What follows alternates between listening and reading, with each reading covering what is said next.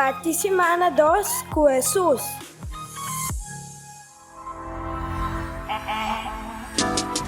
Nossa parte semana, Tobit 3, versículo 2 e 5. Alabado seja Deus que te viva te den eternidade. Su reino ta para firme para sempre.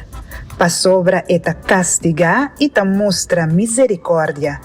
Eta benta gente den reino de morto pa o de terra e ta hala gente saque for de den abismo de morto. Nada no ta escapa na suman. Awe eta castiga boso pa maldad ku boso ahasi, pero dia lo evolve tene misericórdia ku boso. E dia ei eta reuni boso, bau de tur e pueblo nan caminda boso, taplama agora.